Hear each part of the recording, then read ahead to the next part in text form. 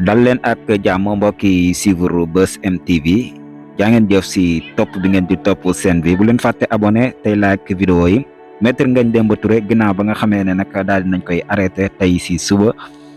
mu nekk nag mbir mu doy waar te jaaxaloon ñu bari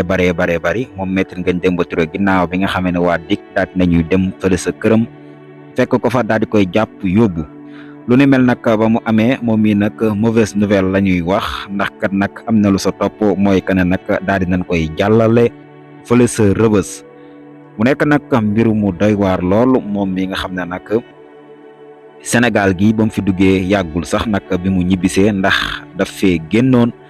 waaye nag ba mu ñëwee yàggul dara nag daal di nañ koy arrêté dinañ leen toppal yooyee information